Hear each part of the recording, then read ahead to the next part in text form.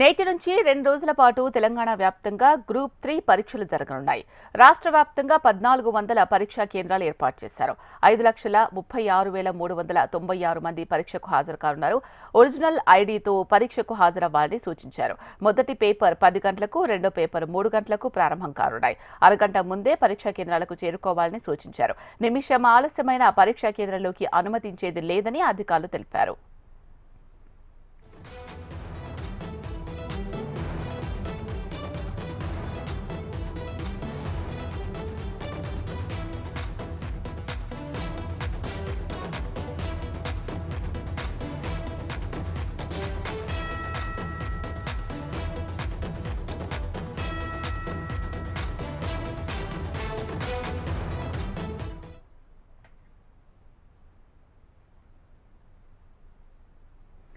నేటి నుంచి 2 రోజుల పాటు తెలంగాణ వ్యాప్తంగా గ్రూప్ 3 పరీక్షలు జరగనున్నాయి. రాష్ట్ర వ్యాప్తంగా 1400 పరీక్షా కేంద్రాలు ఏర్పాటు చేశారు. 5,36,396 మంది పరీక్షకు హాజరు కానున్నారు. ఒరిజినల్ ఐడీతో పరీక్షకు హాజరవ్వాలని సూచించారు. మొదటి పేపర్ 10 గంటలకు, రెండో పేపర్ 3 గంటలకు ప్రారంభం కానున్నాయి. అరగంట ముందే పరీక్షా కేంద్రాలకు చేరుకోవాలని సూచించారు. నిమిషం ఆలస్యమైన పరీక్షా కేంద్రంలోకి అనుమతించేది లేదని అధికారులు తెలిపారు.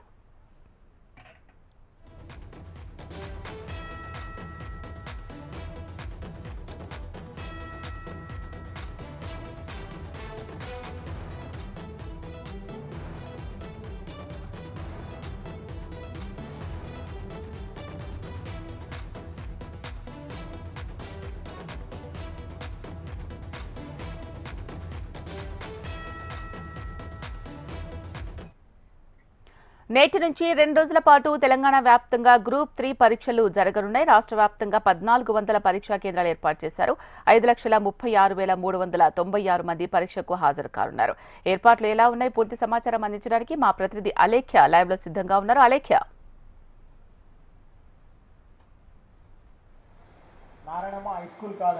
ఈ రోజు తెలంగాణ నిరుద్యోగుల కళ నెరవేరబోతుంది. ఎన్ని రోజుల నుంచి ఎదురు చూస్తున్న మన తెలంగాణ విద్యార్థులు గ్రూప్ 3 పరీక్ష ఈ రోజు రాయబోతున్నారు. అయితే గతంలో ఉన్న లోపాలను దృష్టిలో పెట్టుకొని ఈసారి టీజీపీఎస్సీ మాత్రం గ్రూప్ 3కి ఎలాంటి ఇబ్బందులు తలెత్తకుండా ఉండడానికి గట్టి చర్యలు తీసుకున్నట్టుగా మనకి ఇక్కడ తెలుస్తుంది. చూడొచ్చు, మొత్తం కూడా పకడ్బందీగా భారీ పోలీస్ బందోబస్తు నడుమ అయితే ఈ గ్రూప్ 3 పరీక్షలు నిర్వహించబోతున్నారు.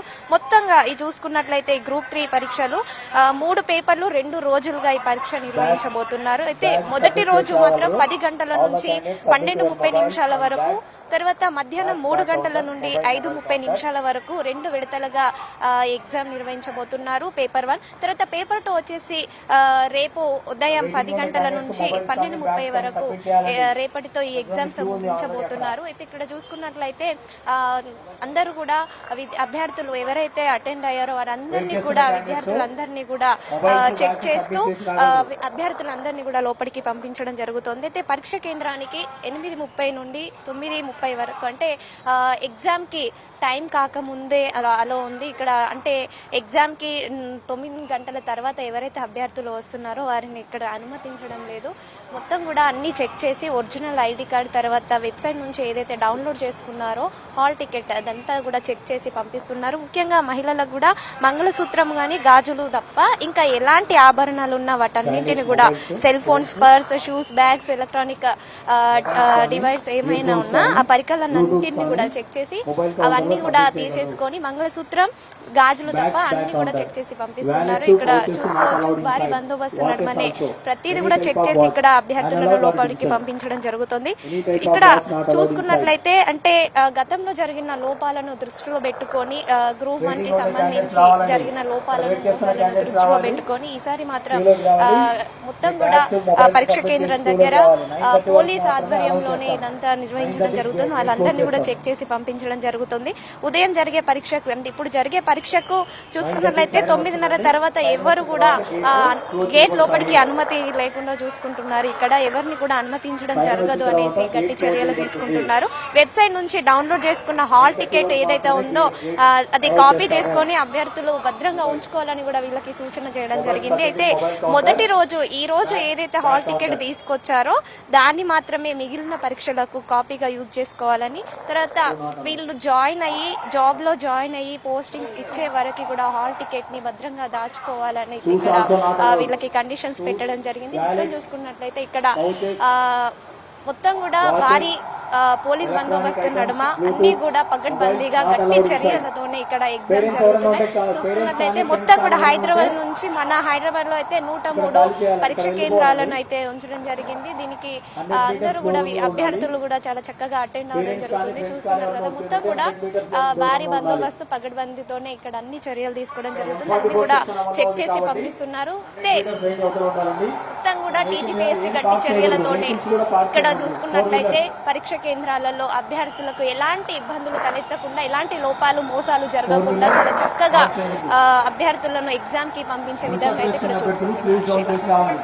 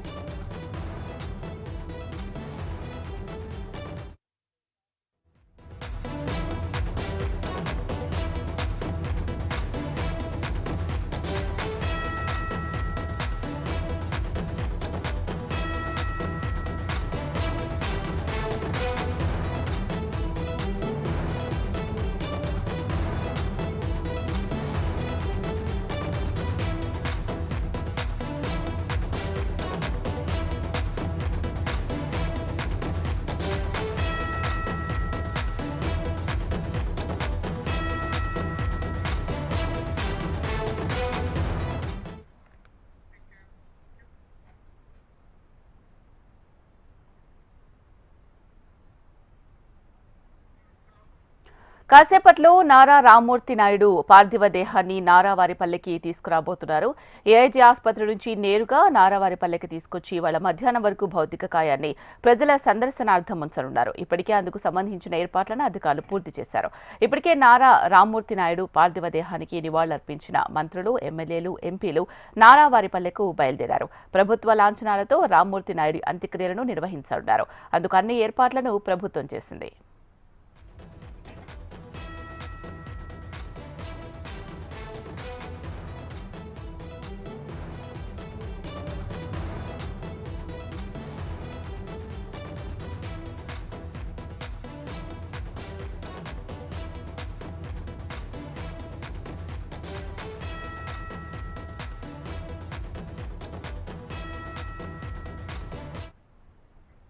కాసేపట్లో నారా రామ్మూర్తి నాయుడు పార్థివ దేహాన్ని నారావారిపల్లెకు తీసుకురానున్నారు. ఏఐజీ ఆసుపత్రి నుంచి నేరుగా నారావారిపల్లెకు తీసుకొచ్చి వాళ్ళ మధ్యాహ్నం వరకు భౌతిక కాయాన్ని ప్రజల సందర్శనార్థం ఉంచనున్నారు. ఇక దీనికి సంబంధించి పూర్తి సమాచారం అందించడానికి మా ప్రతినిధి రాము లైవ్ లో సిద్ధంగా ఉన్నారు. రాము, చెప్పండి, ఇవాళ సాయంత్రం వరకు కూడా సందర్శనార్థం ప్రజల కోసం ఉంచబోతున్నట్టుగా తెలుస్తోంది. అంత్యక్రియలు ఎప్పుడు జరగనున్నాయి, ఎక్కడ జరగనున్నాయి?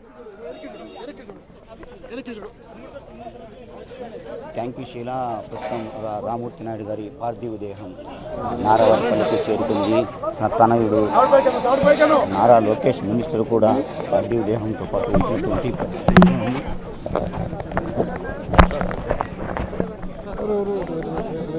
భారీ పోలీస్ బందోబస్తు కూడా ఉంది. ఇక్కడ మొత్తం బంధుమిత్రులు అంటే నారావారిపల్లికి చేరుకున్నటువంటి పరిస్థితి.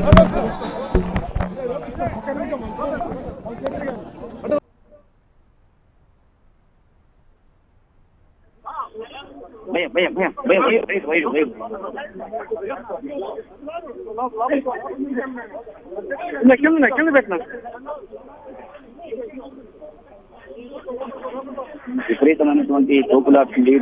పెద్ద ఎత్తున కూడా ఇక్కడ రామ్మూర్తి నాయుడు పార్థివ దేహాన్ని చూడటానికి, చివరి చూపు చూడటానికి కూడా బంధుమిత్రులు పెద్ద ఎత్తున ఇక్కడికి చేరుకున్నారు. ఇప్పటికీ నారా భువనేశ్వరి, నారా లోకేష్ ప్రత్యేక విమానంలో కూడా రేణుగుంట విమానాశ్రయానికి చేరుకున్నారు. అక్కడి నుంచి అంబులెన్స్ లో కూడా నారావారిపల్లికి ఈ యొక్క రామూర్తి నాయుడు పార్థివ దేహాన్ని తీసుకురావడం జరిగింది. చంద్రబాబు నాయుడు స్వగృహంలో ఉన్నటువంటి నారావారిపల్లిలో కూడా పార్థివ దేహాన్ని కూడా ఉంచారు. మొత్తం మీద పోలీసులు భారీ బందోబస్తు ఏర్పాటు చేశారు. ఉదయం నుంచి కూడా బంధుమిత్రులు పెద్ద ఎత్తున నారావారిపల్లికి చేరుకున్నారు. మొత్తం మీద తోపులాట్లో అందరూ కూడా అంటే రామూర్తి నాయుడిని చివరి చూడటానికి ప్రతి ఒక్కరు కూడా లోపలికి వెళ్లేటువంటి పరిస్థితి కనపడుతుంది. ప్రత్యేకించి బారికేడ్లను ఏర్పాటు చేశారు. విఐపీలకు సంబంధించినటువంటి ప్రత్యేకమైనటువంటి ఒక మార్గాన్ని కూడా ఏర్పాటు చేశారు. అదేవిధంగా మనం చూసుకున్నట్లయితే బంధుమిత్రులు వాళ్ళందరినీ కూడా పూర్తిగా కూడా చెక్ చేసి లోపలికి తీసుకునేటువంటి పరిస్థితి కనపడుతుంది. రేణుగుంట నుంచి కూడా కాన్వాయ్తో పార్థివ దేహం ప్రత్యేక అంబులెన్స్ లో కూడా నారావారిపల్లికి చేరుకుంది. 2 రోజుల నుంచి కూడా మనం చూసుకున్నట్లయితే పార్థివ దేహం కోసం ప్రతి ఒక్కరు కూడా నారావారిపల్లిలో వెయిట్ చేసేటువంటి పరిస్థితి కనపడుతుంది. మొత్తం మీద పార్థివ దేహం చేరుకుంది. ఇవాళ సాయంత్రం 4:30 నుంచి 4 గంటల నుంచి 6:30 వరకు రాహుకాలం ఉన్నటువంటి నేపథ్యంలో కూడా 2:30-3 గంటల ప్రాంతంలో కూడా పూర్తి స్థాయిలో యొక్క అంత్యక్రియలకు సంబంధించినటువంటి కార్యక్రమాన్ని పూర్తి చేసే విధంగా ఇప్పుడు ఇక్కడ ఉన్నటువంటి బంధుమిత్రులందరూ కూడా పెద్ద ఎత్తున కూడా ఏర్పాట్లన్నీ కూడా చేసినటువంటి పరిస్థితి కనపడుతుంది. అంటే మొత్తం మీద చంద్రగిరి నియోజకవర్గానికి సంబంధించినటువంటి ఎమ్మెల్యే పులివర్తి నాని ఎవరైతే ఉన్నారో దగ్గర ఉండి ఆ యొక్క అంత్యక్రియలకు సంబంధించిన ఏర్పాట్లన్నీ చూస్తున్నారు. పార్థివ దేహానికి సంబంధించినటువంటి అంబులెన్స్ లో నాని కూడా ఇక్కడికి చేరుకోవడం జరిగింది. మనం చూస్తున్నాము నారావారిపల్లి వద్ద చంద్రబాబు నాయుడు ఇంటి వద్ద ఎదురుగా పెద్ద ఎత్తున కూడా తోపులాట జరిగేటువంటి పరిస్థితి కనిపిస్తుంది. ఒక ½ అన్ అవర్ క్రితం మనం చూసుకున్నట్లయితే వాళ్ళ యొక్క బంధుమిత్రులు ఎవరిని కూడా అనుమతించలేదంటే ఊర్లో ఉన్నటువంటి వాళ్ళని ఎవరిని కూడా అనుమతించలేదని వాళ్ళందరూ పెద్ద ఎత్తున కూడా పోలీసులతో వాగ్వాదానికి దిగినటువంటి పరిస్థితి కనపడుతుంది. తర్వాత పోలీసు ఉన్నతాధికారులు వచ్చిన తర్వాత ఆ యొక్క గలాటాను సద్దుమణిగింపు చేసి అందరినీ కూడా లోపలికి పంపించేటువంటి పరిస్థితి కనపడుతుంది. అంటే విఐపీలకు వివిఐపీలకు ప్రత్యేకమైనటువంటి బారికేడ్ ని ఏర్పాటు చేసి లోపలికి పంపించేటువంటి ప్రయత్నం చేస్తున్నారు. ఇప్పుడు కూడా మనం చూడవచ్చు తోపులాట జరుగుతుంది. ఎవరు బంధువులను కూడా లోనికి పంపించలేనటువంటి పరిస్థితి. అంటే ఆ సెక్యూరిటీ రీజన్ దృష్ట్యా కూడా ప్రతి ఒక్కరిని చెక్ చేసి పంపిస్తున్నారు అనేటువంటిది పోలీస్ యంత్రాంగం ఇప్పటికే కూడా ప్రతి ఒక్కరికి సమాచారం ఇవ్వడం జరిగింది. ఈ నేపథ్యంలో అందరినీ కూడా దగ్గర ఉండి వాళ్ళకి చెక్ చేసి లోపలికి పంపించేటువంటి పరిస్థితి కనపడుతుంది. అయితే నారా లోకేష్ ఇప్పటికీ కూడా పార్థివ దేహంతో పాటు లోపలికి వెళ్ళినటువంటి పరిస్థితి కనపడుతుంది. ఊరంతా మొత్తం కన్నీరు మున్నీరయ్యేటువంటి పరిస్థితి కనపడుతుంది. ఏ ఒక్కరు కూడా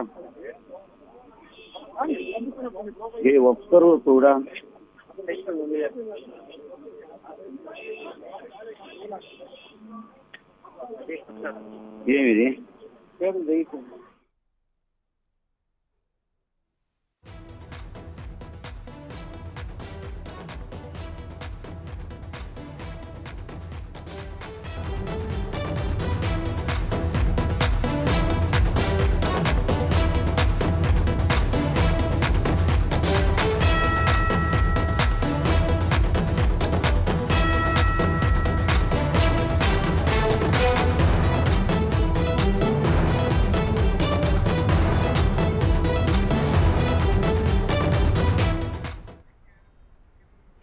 ఇజ్రాయెల్ ప్రధాని నెతన్యాహుకు ప్రమాదం తప్పింది. గత కొంతకాలంగా ఇజ్రాయెల్ గాజా మధ్య ఉద్రిక్త పరిస్థితులు నెలకొన్నాయి. ఈ నేపథ్యంలో ఇరాన్ ఇజ్రాయెల్ మధ్య కూడా యుద్ధ వాతావరణం నెలకొంది. ఈ క్రమంలో నెతన్యాహు ఇంటిపై బాంబు దాడికి పాల్పడ్డారు గుర్తు తెలియని వ్యక్తులు. నెతన్యాహు ఇంటి గార్డెన్ ఏరియాలో 2 బాంబులు పేలినట్లు గుర్తించారు భద్రతా సిబ్బంది. ఈ ప్రమాదంలో నెతన్యాహులకు ఎలాంటి ప్రమాదం జరగలేదని రాయిటర్స్ వెల్లడించింది. ఇక బాంబు దాడిలో ఎవరి హస్తం ఉంది అన్న దానిపై భద్రతా సిబ్బంది విచారణ జరుపుతోంది.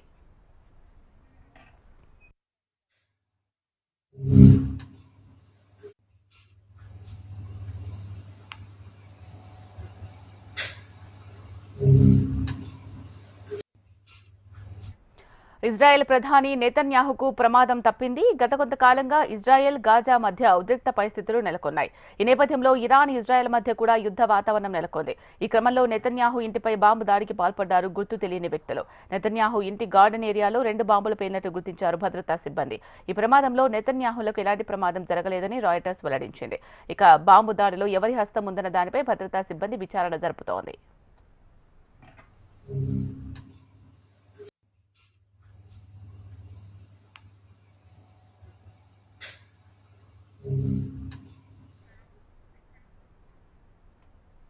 ప్రధాని నరేంద్ర మోడీ విదేశీ పర్యటనలో భాగంగా నైజీరియా చేరుకున్నారు. 5 రోజుల పాటు నైజీరియా, గయానా, బ్రెజిల్ దేశాల్లో పర్యటించనున్నారు ప్రధాని. ఈ నేపథ్యంలో నైజీరియాకు చేరుకున్నారు ప్రధాని. అబూజా ఎయిర్పోర్టుకు చేరుకున్న ప్రధానికి అక్కడి భారతీయులు ఘన స్వాగతం పలికారు. ప్రధాని మోడీ పర్యటన నేపథ్యంలో అబూజా ఎయిర్పోర్ట్ మోడీ వందే మాతరం నినాదాలతో హోరెత్తింది. అనంతరం భారతీయులను కలిసిన ప్రధాని వారితో ముచ్చటించారు. వారి నుంచి జ్ఞాపికలను స్వీకరించారు. నైజీరియాలో పర్యటన అనంతరం రేపు, ఎల్లుండి బ్రెజిల్లో పర్యటించనున్న మోడీ G20 దేశాల సమ్మిట్లో పాల్గొంటారు. కామికాన్ ఫెస్ట్ కి హైదరాబాద్ మహానగరం మరోసారి వేదికైంది. హైటెక్స్ లో జరుగుతున్న ఈ ఫెస్ట్ ను పిల్లలు ఎంతగానో ఇష్టపడుతున్నారు. వారికి కామిక్ క్యారెక్టర్స్ ఎంతో ఆకట్టుకుంటున్నాయి. సందర్శకులు వారికి ఇష్టమైన కామిక్ గెటప్ వేసుకుని ఆహ్లాదాన్ని పొందుతున్నారు.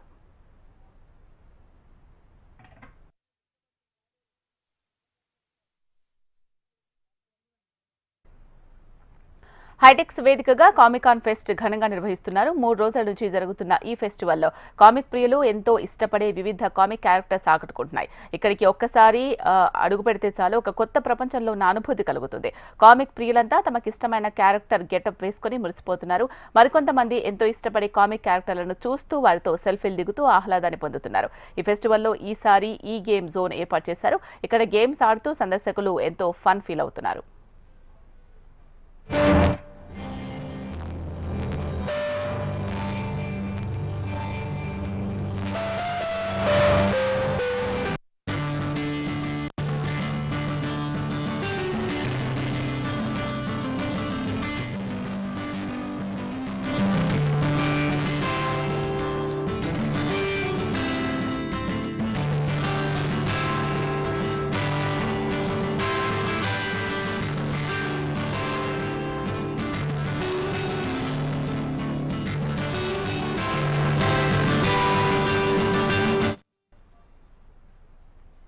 ఈ కామికాన్ ఫెస్ట్లో సమురాయ్ వేషం వేశాను. సో బేసిక్లీ ఇండియాలో ఇప్పుడు ప్రస్తుతం కామిక్స్ అనేది చాలా పెరుగుతుంది. సో ఈవెన్ పిల్లలు కూడా ఇంట్రెస్ట్ చూపిస్తారు చాలా. సో అందుకని ఈవెంట్ సక్సెస్ఫుల్ అయింది అండ్ చాలామంది ఎంజాయ్ చేయగలుగుతారు పిల్లలు వస్తే. లాట్ ఆఫ్ స్టాల్స్ ఉన్నాయి. యూ కెన్ ప్రకాశం జిల్లా ప్రజల 4 దశాబ్దాల కలల కొండ వెలిగొండ ప్రాజెక్ట్. ఈ ప్రాజెక్ట్ నిర్మాణం ప్రకాశం జిల్లా ప్రజలకు కలగానే మిగిలిపోతుందా అంటే అవును అనే సమాధానం వస్తోంది. ఏ పార్టీ ప్రభుత్వం అధికారంలోకి వచ్చిన ప్రతిసారి చెప్పే మాట వెలిగొండ ప్రాజెక్ట్ నిర్మాణం చేసి ప్రజలకు నీళ్లు అందిస్తాం అని చెప్పడం రివాజుగా మారింది. 2 సంవత్సరాల్లో వెలిగొండ ప్రాజెక్టు పూర్తి చేస్తామని చెబుతున్న ప్రస్తుత ప్రభుత్వం తాజా బడ్జెట్లో మాత్రం నిధులను అరకొరగా కేటాయించింది. ఈ కేటాయింపులు చూస్తుంటే ఈ ప్రాజెక్టు పూర్తవడానికి మరో 2 దశాబ్దాలు పట్టేట్టుగా ఉందని ప్రకాశం జిల్లా స్థానికులు, నీటిపారుదల రంగ నిపుణులు అంటున్నారు. వెలిగొండ ప్రాజెక్ట్. ఈ ప్రాజెక్ట్ నిర్మాణం జరిగితే ప్రకాశం జిల్లాతో పాటు కడప, నెల్లూరు జిల్లా వాసులకు తాగునీరు, సాగునీరు కష్టాలు తీరుతాయనే ఉద్దేశంతో 1980లో ఈ ప్రాజెక్ట్ నిర్మాణం చేపట్టాలని ప్రతిపాదనలు వచ్చాయి. తర్వాత సుమారు దశాబ్దన్నర కాలం తర్వాత అంటే 1994లో సమగ్ర ప్రాజెక్ట్ నిర్మాణ ప్రతిపాదనలు రెడీ అయ్యాయి. తర్వాత 2 సంవత్సరాల కంటే 1996 మార్చి 5వ తేదీన నాటి సీఎం మరియు ప్రస్తుత నారా చంద్రబాబు నాయుడు, పూల వెంకట సుబ్బయ్య వెలిగొండ ప్రాజెక్టును శంకుస్థాపన చేశారు. తర్వాత మరో 10 సంవత్సరాల వరకు పనులు మొదలుపెట్టకపోవడంతో 2004లో అధికారంలోకి వచ్చిన రాజశేఖర రెడ్డి ప్రభుత్వం మరోసారి శంకుస్థాపన చేసి 2004 అక్టోబర్ 27వ తేదీన పనులు ప్రారంభించింది. అప్పటి నుంచి ఇప్పటి వరకు ఈ వెలిగొండ పనులు జరుగుతూనే ఉన్నాయి. ఎన్నికల ముందు అన్ని రాజకీయ పార్టీలు హామీలు ఇస్తున్నాయి. అధికారంలోకి వచ్చిన తర్వాత దానిపైన హామీ ఇస్తున్నా ప్రాజెక్టు పనులు మాత్రం ముందుకు కదలడం లేదు.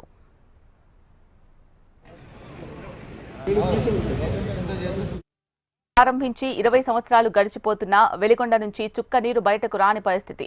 రాజశేఖర రెడ్డి ప్రభుత్వంలో 2004 నుంచి సుమారు 2010 వరకు సుమారు 5,964 కోట్ల రూపాయలు ఖర్చు చేశారు.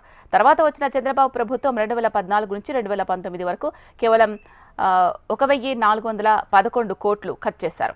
ఆ తర్వాత వచ్చిన జగన్ ప్రభుత్వం అందరికంటే తక్కువగా 950 కోట్లు మాత్రమే ఖర్చు చేసింది. అంతేకాకుండా పనులు పూర్తి స్థాయిలో పూర్తి కాకుండానే జగన్ ప్రభుత్వం ఒక అడుగు ముందుకు వేసి ప్రాజెక్టును ప్రారంభం కూడా చేసి జాతికి అంకితం చేసింది. దీంతో ప్రకాశం, నెల్లూరు, కడప ప్రజలు ముక్కున వేలేసుకున్నారు.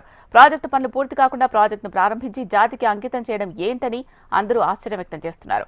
అయితే 2024 ఎన్నికల్లో తెలుగుదేశం, జనసేన, బీజేపీ పార్టీల ఉమ్మడి వాగ్దానం వెలిగొండ ప్రాజెక్టును పూర్తి చేసి వెంటనే నీరు అందిస్తామని చెప్పి ఈ 3 పార్టీలు ఉమ్మడిగా ఎన్నికల బరిలోకి దిగాయి. ప్రకాశం జిల్లా ప్రజలు నమ్మి ఓట్లు వేసి ఉమ్మడి ప్రకాశం, ఉమ్మడి నెల్లూరు, ఉమ్మడి కడప జిల్లాలో ఎన్డీఏ పార్టీలకు అధిక ఓట్లు వేసి గెలిపించారు. ఈ క్రమంలో ఇటీవల నీటిపారుదల శాఖ మంత్రి నిమ్మల రామానాయుడు వెలిగొండ ప్రాజెక్టు పనులు పరిశీలించారు. ఈ సందర్భంగా మంత్రి నిమ్మల రామానాయుడు చెప్పిన మాట 2 సంవత్సరాల్లో ప్రాజెక్టు పనులు పూర్తి చేసి నీరు అందిస్తామని చెప్పారు. వెంటనే బడ్జెట్లో వెలిగొండకు 394 కోట్ల రూపాయలను కేటాయించింది.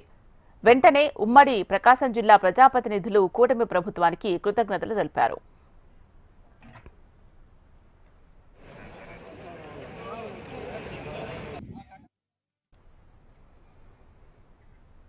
ప్రభుత్వం వెలిగొండ ప్రాజెక్టుకు కేటాయించిన నిధులు ఏమాత్రం సరిపోవని ఉమ్మడి ప్రకాశం జిల్లాతో పాటు నెల్లూరు, కడప ప్రజలు పెదవి విరుస్తున్నారు.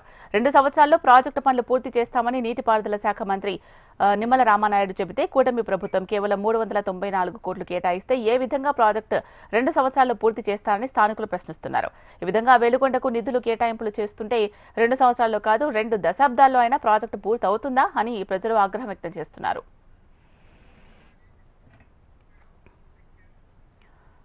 ఇవి ఇప్పటివరకున్న అప్డేట్స్. చూస్తూనే ఉండండి హెచ్ఎం టీవీ. నమస్తే.